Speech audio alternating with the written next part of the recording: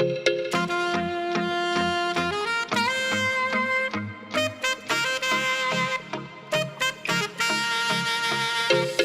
together, working together. Baby, I wanna build something. Hello Zimbabwe, my name is Alice Tagwira and I'm representing She Glows Africa magazine. And today I have Shingai, the greatest musician, our queen, the goddess.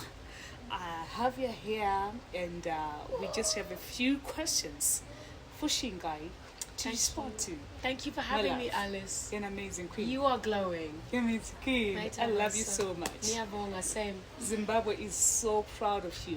Thank you. So proud of you. Oh, don't cry. My heart is full, sis. Because I was just thinking back to when we met at the Zim Thrive event, which was at Rainbow Towers. It was only 6 or 7 months ago. Mm-hmm. We had a selfie, had a 5-minute chat, and like the rapport was amazing. And you were like, I would love to feature you. And then 6 months later, you put me on the front cover. No. So I'm the one that should be honouring you. I'm for so that proud of opportunity. you. I'm so proud of you. Congratulations on the song with Shingai. Ah, Shingai! Everywhere Everywhere I go. I spent so long trying to get people to call me Shingi because when I was called Shingai when I was little, it was often like when I was about to be in trouble. You love to be called Shingi. Shingi, yeah, because it was more of a nickname, Shingi, but it's actually Shingai. But in a Zimbabwean household in the diaspora, when your parents say your full name and they pronounce every single consonant, it means Ndokuro Manji. It means like you in trouble. So when I hear Shingai, I'm like, where's the auntie? Where's the wooden spoon? Where's the what? What have I done now? So, but no, it's nice. It's really beautiful. It's an amazing song. It's my first homegrown hit. So just really enjoying this wave, enjoying the support. We love you. I'm representing Zimbabwe and we say we love you. Thank you. We love you so much. So Shingai, but just 3 questions for you. Okay. The first one is how has been your experience in this volatile environment compared to the soft life you used to in the West? Oh, this is a really it's a delicate question. I'll try to be as honest and as balanced as possible. Okay. But there's quite often, I find as a diasporan, quite a lot of misconceptions, not just in Zimbabwe, but on the African continent, as to how the quality of life is and the reality is on the ground for most diasporans. Give us the reality. So the reality is, a lot of us are scattered, torn, severed from our loved ones, disassociated from our language. It's hard for us to be like nourished in the right way with our cuisine. Now obviously things are better, like the music, but the family is so spread apart. There is a lot of racism that comes often, not just in the time of microaggressions, but there's a lot of limitations that are set in the diaspora. That does not mean you have to succumb to those limitations, and I refuse to, but not everybody is as strong enough or like equipped with a skill or a talent that they love enough that can get them out of what is often like a loop cycle where a lot of people are not living as they should be. There are so many of us, you can find like a family home with dozens of people living there. You can find people who are working 3 jobs, 2 businesses, or a lot of us working in the care home, in the care industry, which is care industry and nursing is a brutal profession. These shifts that they have a lot of us doing in the NHS, as you can see, a lot of people are underpaid. The cost of living means the standard of living. I can actually tell you that the standards of living generally are physically and materialistically a lot lower than here, in terms of people are finding it really hard to get that quality of life, which here I see it more obviously in Kumusha, because I know that the cities have similar challenges, right, to what we call Babylon, like the West. So West isn't always best, and I just try to use my content and my position to show that there are pros and cons to every society, and we are still healing, but we're so far away from all the things that help us heal, which is family. Sorry. So what are we healing from? We are healing from a myriad of misalignments in terms of the impact that post-colonialism and colonialism and slavery has had on our mental health, on our family structures, on our self-confidence, on our identities are so fragmented.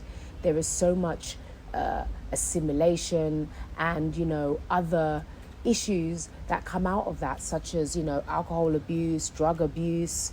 Like I said, like that lack of confidence and ability to assert ourselves across sectors in the marketplace. We really, really have a lot of healing to do. But I think what's really going to help is this: we have some kind of bridge between the diaspora and the people at home to start having those conversations, which are quite difficult. If the African Americans had not been having and brave enough to have those conversations, you would not have the success of movements such as Black Lives Matter. And look how that has positively affected their industries. They are huge. They have huge volumes of business owners. Okay, I know they also have similar, challenges to the global Black family, but because they have addressed their issues and they've made that effort to collectively heal those in African Americans, and they've made the effort to heal with places that they have even been torn apart from. So many of them are going to Ghana, reconnecting with their bloodlines, going to Nigeria, so many Caribbeans, so many Jamaicans. So I feel like they've often made a lot more progress in terms of their industries. Look at the entertainment, look how they display the confidence. That's what starts to happen when you heal, and having the tough conversations is a huge part of that, because I think that as Zimbabweans in the diaspora, we're so busy trying to do the right thing and trying to make a good impression and trying to fit in, that we're often scared to say what needs to be said. I feel like we really need to readdress that, and from that healing comes music like this new song with Winky D, where we can sing about once we heal things, we can get ready for revival. I call it the 4 R's, yeah? Reclamation of self-identity, of self-confidence, of self-belief, yeah? Not just for the youth, then for the elders and for the contemporary people. So you've got reclamation, getting the things back. You've got restoration, restoration of our values, what makes us tick, what makes us happy, what makes us vibrant, excited. That's powerful, just girl. like that. So there's a restoration now. And that includes restoration of our, instruments of power, my bones, ambuya nehanda, restoration of the things that are still probably subconsciously hurting us spiritually that we don't address. So that's the second one. The third one is revival, girl. That's when the party can now start, yeah? And that means revival of all the cultural things that we have been, not nourished enough, because we've actually been nourishing ourselves a lot from other people's cultures. And like our culture now, even musically, is being appreciated by other people. Songs like Coming Home are being appreciated by will.i.am, by Neo, which is why, like, they're learning about Mbira music. And like, Amapiano bass lines, you can hear that bounce in the bass lines. Maskipi, the bounce that just makes you, ooh. Like, that is coming from a lot of our ancient music as well. It's just done in a very futuristic way, which is how I produce as a as a kind of popular contemporary artist. So that's the third one: revival. Let's revive. Let's enjoy. Reclamation, revival. Reclamation, restoration, revival. The fourth one is remuneration. Oh wow! Hey, now we can back to sender, redivert the financial energy to where it's just been hemorrhaging from, which is this beautiful place. Once you know who you are, then you can start to really build your own personal ambitions, your personal brand, and then brand Zim. Wow. Sky's the limit. Wow. The articulation. Zimbabwe. Brand Zim. Zimbabwe. We need each other. This is for you. We're so proud of you, Shingai. Thank and you. the articulation on this Thank is so amazing. It's so amazing, my love. It's so amazing. Well, your articulation is what is driving me, because you know how to articulate for me the things that I love about Zim. Our flamboyance, you celebrate our natural beauty, all types of Zimbabwean beauties here and in the diasporans, and you even celebrate people that are showing Zim love. That's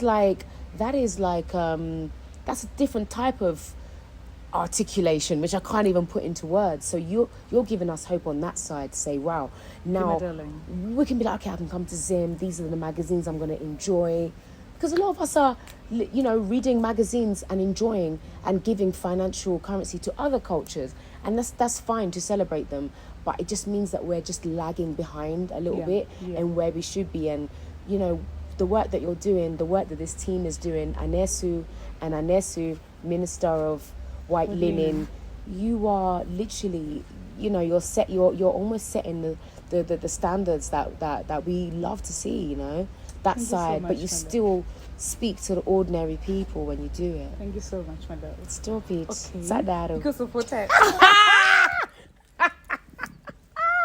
Because of our time, let's move forward. My next question is, it's a bit controversial. So, I love Winky D. I'm a huge fan. Yeah. A huge fan. So, I want to understand something. I've been curious for years, I must say. Winky D comes across as this reserved being. Reserved. Yes. Adamant. Yes. Read it. Check.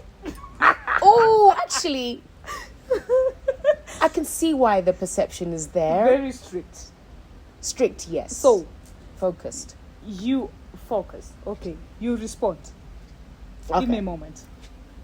So, I want to understand how you guys managed to work together and come up with that beautiful piece. How did it happen? Because in my eyes, my perception, you are totally different people. Yeah. How did it happen? How has been your experience with him? Hey, your questions are too fabulous. And also, your backstage experience at the launch. New Year's I Eve? want to know about it. guys. Yes. It was like such a beautiful coming home experience. Oh. Being on that stage on New Year's Eve when I just flew in and I had one rehearsal, it was like a baptism of fire. Wow. Literally, I mean, to hear, and to see the way that people responded to a song that, they hadn't heard before, and a whole album, most of it, which was played live that night. And, a lot of us were sworn to secrecy because you know how it is sometimes in the music industry. We just really keen to make sure that the projects we invest in, they don't get leaked, etc., etc. So I had no idea what to expect, but I can tell you, it was like positive pandemonium. Mm-hmm. That's the only way I can describe it. People were showing so much love. There were 5,000 people holding up lighters, holding up phone torches, beautiful. And it was moving, man. It was spiritual. See, I was getting butterflies. I could feel it in my knees. I'm there like on the 14th floor trying to do my warm-ups, just thanking, all the energies and the Most High and everything, and and I didn't know what to expect, but I was so grateful with the response, considering that like I came out of nowhere. Literally, people didn't know. It was like a "Who's that girl?" La la la la la la la la la moment, right? Literally, I was like, okay, I have one shot to show them like the kind of creative commitment I have to when it comes to performing live. And literally I went on, I was like a deer in the headlights, but 2 seconds in I looked at Winky. He gave me that nod like, hey, it's cool sis, just go for it. And once he gave me that nod, mate, I was closing my eyes, I was singing. How did you do it? The crowd involved. We both both landed with these flags, so we were already kind of matching, with our outfits. He was wearing white, I was wearing white. I was like, what? Like today we're both matching? Yeah. I was like, this couldn't have been even more amazing. So we're both wearing white. Obviously beautiful. He had costume changes, which were all dope, but we were both wearing white, and then we put these flags on, and I had so much fun. I went full into like soccer mood. I cartwheeled my way off that stage, and I could feel the gasping of the audience, but it really felt like we did it. We did what we came here to do. I did what we flew here to do. And in terms of how the collaboration came together, I've been a big fan of Winky since Abracadabra. Is it? The whole family. Like I said, like us in the diaspora, we are loving up on home so much, man. the musical industry. I'm so Winky. excited. Yeah. Kisses to you. Big ups to the Zim creative industries, you know, because Yeah. considering all the challenges you've had, like as you said earlier, we've both had our separate challenges. So we need to hear our challenges out and see how we can learn from them, and then come back even stronger, right? So, you know, we were friends on Instagram, and then I think everything just kicked off in the DMs and went from there. Let's come back to my question. Yes. My perception of Winky. Oh yes, this okay. So to answer that, yeah, Winky is like, he's a consummate professional. Like literally, like I really appreciate the thoroughness of him, of Lion, who does a lot of the production of the team. We actually started working on that song like over a year ago.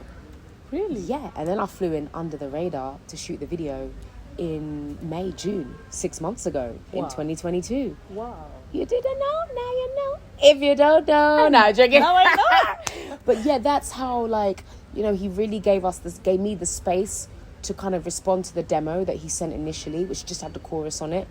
And I vibed with it. I thought it was really bold. I thought it was brave. And, you know, as a child of, you know, freedom fighters, you know, of the second Chimurenga, I was like, I don't want the land that our mums and dads and ancestors fought for. I don't want that fight to be in vain. Mm-hmm. So, like, let's just give a positive spin on it. That's what I do in my verse.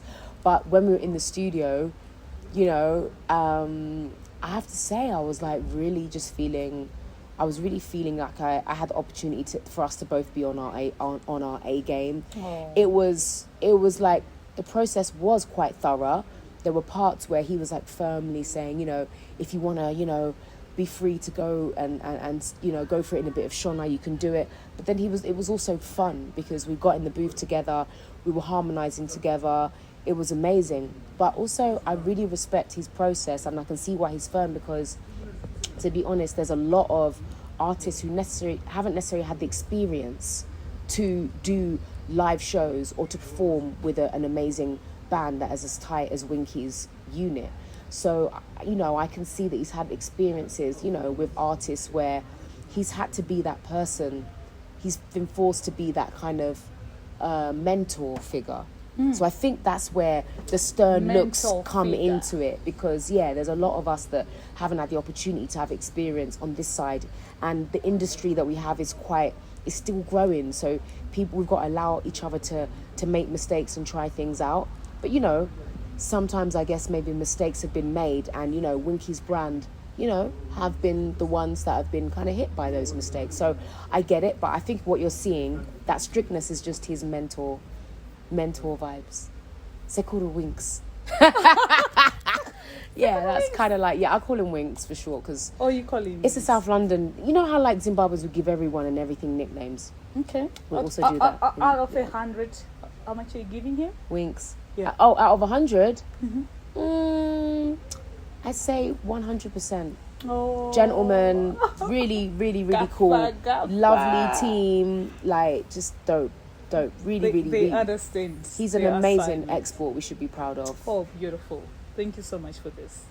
No worries. He's our giant. Yeah. Last question. And there are many to come on those shoulders. Indeed. Right? We all stand on Indeed. those shoulders. Indeed. And he and I stand on the shoulders of many. Mm-hmm. Like, you know, rest in power, Mbuya Stele Chiweshe Chihera. As we speak, we have just been informed that she is on her way to meet the ancestors in that godly realm. So we are all standing on huge shoulders. Her, Chiwoniso, Tuku, you know, so many greats, right? And so it's really important. I think for people like Winky and I to not be afraid to bring that quality, you know. Be firm but fair. Rest in peace, Mama. Yes, Mama. Okay, last question, my love. This one is a bit tricky, but I would love to know your message to the Zimbabwean youth that politicized your song.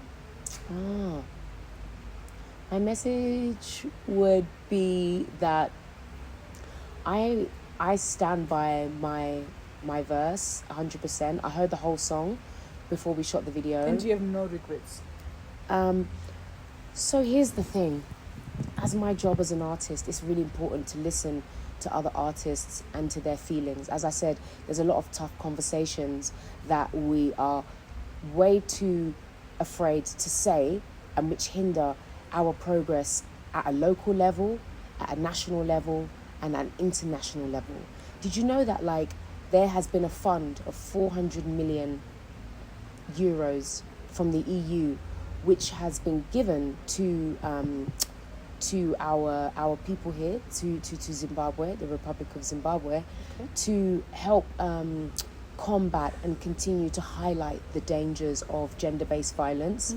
There's a lot of amazing work being done here to highlight things that we don't want to see, like the things we highlighted in the video in the song: child marriage, drug abuse. That's what we're saying. Sadaro, is this the land we fought for? This is not what Zimbabweans want to see. And so if you want to politicize and take the spotlight away from something so devastating as our little girls being sold off. Today, I'm listening to the news. There's an 8-year-old girl that's just given birth. 2 grown men violated her. So I would say to those who... The youth. I would say to those who are focusing, because, you know, I'm going to have to humble myself and say I'm very new as a diasporan to the dynamics here and my protocol of how people engage in public discourse. But when you want to win as a nation, as Ubuntu, as a tribe, the first thing you need to do is not take things personally and just hear each other out on an emotional, heart-based level. Yes. If Winky feels that the things that he's seeing around him, like drug abuse, child marriage, unemployment, all these things that are hurting him, if he feels that that is not the land, and same, if he feels that those are not the things that our ancestors died for and cried for, and somebody wants to shift the focus onto something else, then I feel like it was a very important moment for this song to arrive. And I really hope that, you know, everybody who is afraid of speaking out, I think if you speak out in the right way from your heart, and you know that, do you know what I mean? If you know what you're talking about and you're seeing it around you and you don't do anything about it and you don't say anything, where are we going? And what was the loss of life for? So yeah, my message is, you know, I'm trying to be as diplomatic as I can, because as I said, I'm still learning the code, but my code is a code of Ubuntu. It's humanity, it's of black progress, it's of black ownership, it's of, you know, us people coming together. And what I'll also say to those who are kind of like, you know, exploiting the mic of division, I would say that division is only then exploited by what is actually our common enemy, which is, you can call it so many things. You can call it Babylon, you can call it, you know, the West, in the context of those in the West who are still exploiting, you know, the vulnerable aspects of our young nations, which is facts. That's still happening. So as an artist, man, my job is just to try and, you know, make sure the music I does, you know, sends out that message that unity is needed more than ever right now, because, you know, united we stand, divided we fall. And like, I'm about here, like I said, the 4 R's: reclamation, restoration, revival, remuneration. So if we can allow each other the space to have those tough conversations, then we can get onto the other R's and we can revive and we can enjoy. So that's what I would say. Yeah. And we do it with fun as well. Like, this is a song that people are bopping to. People are dancing to it because, you know, it's still only two weeks young, and we've yet to see it grow across different media channels. And it's trending. You know, and it's trending, and you can dance to it. So, you know, it's amazing proof to the artists out there that feel they always need to make, that they feel that hits always need to be, you know, maybe of, you know, a certain kind of lowered standard. You know, you can make a hit out of anything if you do it from your heart. you can bop. Indeed. So I'm proud of it. Indeed. And yeah, I'm just so grateful for the support that we've had. Here you have Zimbabwe. Okay, let me repeat this. We are so proud of you. I'm representing Zimbabwe. We're so proud of you, my love. Come on. Thank you. Thank you so And much. on this song, they addressed the child marriage, drug abuse, high unemployment, and lack of self-identification and confidence. Yes. So I do not think, personally, I do not think it is good for us as Zimbabwean youth to politicize this song. Maitavasa, you said it perfectly, and with such a big confident smile. It's not a political song. Just unpacking issues that are affecting us in our Zimbabwean community. Thank you so much, my love. You're welcome. We enjoyed this interview, the articulation, and how you made us understand your stance.